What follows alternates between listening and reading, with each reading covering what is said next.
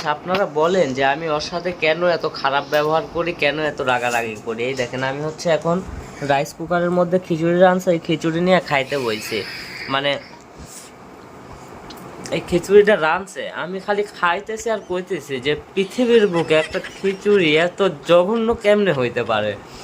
এখন মানে এই যে এখন হাসতেছে না, ভিডিও করতেছে, এই দেখতে হাসতেছে, পরে আবার চিল্লাপাল্লা করবে যে তুমি আমার খিচুড়িরে জঘন্য বলছো কেন।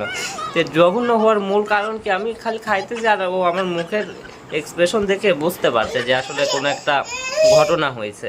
তো আমাদের কইতেছে যে কি হয়েছে, তখন আমি বলতেছি আচ্ছা এই খিচুড়ি তুমি কেমনে রাঁধছো যে এমন হইলো। তখন বলতেছে যে মানে কি হয়েছে তুমি কও, নিজের মুখে কও। আসলে আজকে আমার কোনো কিছু রাঁধতে ইচ্ছা করতেছিল না। পরে আমি এই খিচুড়িটা মানে বসাইছি, ভাবছি খিচুড়ি রান্না করব। ও বারবার ফোন দিয়ে বলতেছিল খিচুড়ি রান্না করো। পরে আমি ডাইলে চাইলে রাইস কুকারে ঠিকই বসাই দিয়েছি, কিন্তু ওই যে তেল, পেঁয়াজ, মরিচ, হলুদ এইসব দিতে হয় আমি ভুইলা গেছি। পরে এটা যে সময় ফুইটটা গেছে তখন আমি যা দেখি কি ফুইটটা গেছে, কিন্তু আমি এটার ভিতরে পেঁয়াজ, মরিচ, হলুদ, তেল কিছুই দিই নাই। পরে আমি যে একটা পেঁয়াজ কেটে দিয়েছি আর কতগুলো আস্ত মরিচ, মানে ফালটাও করে না, আস্ত মরিচ দিয়ে দিছি। ওর ভিতরে হলুদ ছিল না, খালি মরিচের গুঁড়ো দিয়ে দিছি, একটু হলুদের ডিব্বা বাইরে বুঝায় যতটুকু পড়ছে অতটুকু দিয়ে দিছি। বিরিয়ানির মশলা অনেকদিন ধরে আমার ঘরে ছিল, ওই বিরিয়ানির মশলা সব ডাইলা দিছি। আপনারা তো জানেন বিরিয়ানির মশলায় কত রকমের মশলা থাকে, যেমন তেজপাতা, সাদা ফল, এইসব দিয়া তারপর হইলো যে রান্না করছি। কিন্তু এত কিছুর মাঝখানে আমি তেল দিতেই ভুল লাগেছি। মানে যখন বলছে যে অর্ধেক হয়ে যাওয়ার পরে আমি এগুলা দিছি, তখন আমি আবার মনে মনে কইতেছি খিচুড়িটা হাতে নিয়ে মানে তেল দিলে তো একটা ভাব থাকবে না, মানে মাল দেখি যে খসখসা। কারণ আমি বলতেছি তার মানে নিশ্চয়ই তুমি তেলও দাও নাই। তখন কইতেছে ও হ আমার এইমাত্র মনে পড়লো যে তেলও দেয় নাই, অথচ রাঁধছে দুপুরে, এখন রাত বাজে কত 11টা। মানে ভাই একটা খাবারের এত জঘন্য বলার কি আছে ভাই? আমি কষ্ট করে রান্না করছি না, বউরা খারাপ রান্নাও কখনো বলা লাগে না, সোনা মুখ করে খাইতে হয়।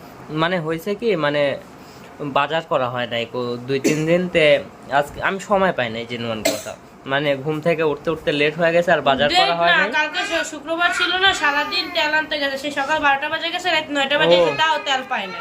গেছিলাম ওই যে গাড়ির তেল আনতে, বিশাল সিরিয়াল, সেই সিরিয়ালে দাঁড়ায় আর বাজার টাজার করা হয় নাই। পরে ভাবছিলাম যে আজকে বাজার করবো, দুপুরে বাজার করে আনছি, এখন ওইদিকে অর্থ খাওয়া লাগবে।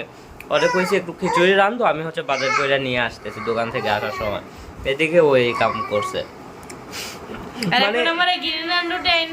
আমি আর এই খিচুড়ি সকালেও খাই নাই, দুপুরবেলাও খাই নাই, মানে ও দুপুরে রাঁধছে নিজেই খায় নাই গো দুপুরে।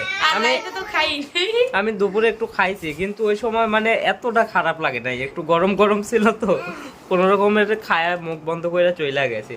কিন্তু এখন রাতে আইছি, রাতে আসার পরে ও গেছিল আমার মায়ের বাসায়, মুরগি আইনা দিছি, ও মুরগি কাইটা ফ্রিজে রাখছে, রাঁধতে নাই গো।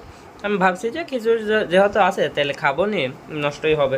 এখন একটু খিচুড়িটা ঠান্ডা হয়ে গেছে ভাই, কেমন যে লাগতেছে, না খাইলে বুঝতে পারবেন না পৃথিবীতে কেউই।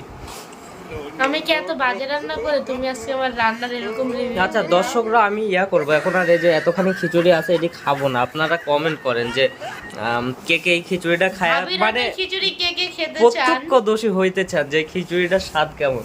তাইলে আমি কখনোই এত বাজে রাঁধি না ভাই, এখন কিন্তু আমি ফ্রিজে রাখা দেবো, আপনারা একটু খায় দেখেন। আচ্ছা তুমি বলো, আমি কি সবসময় এত বাজে রান্না করি? তুমি সবাই মনে করবে আমি রাঁধতে পারি না, তোমার না খাওয়া। কিন্তু আজকে ও যেটি রাঁধছে এটি তো ভাই আমার মনে হচ্ছে এটি যা হচ্ছে একটা মিউজিয়ামে রাখা দিতে। একটু তেল ছাড়া সাপে দিছি, এত কিছু কর কি আছে? আর পারতেছে না ভাই, রাখেন।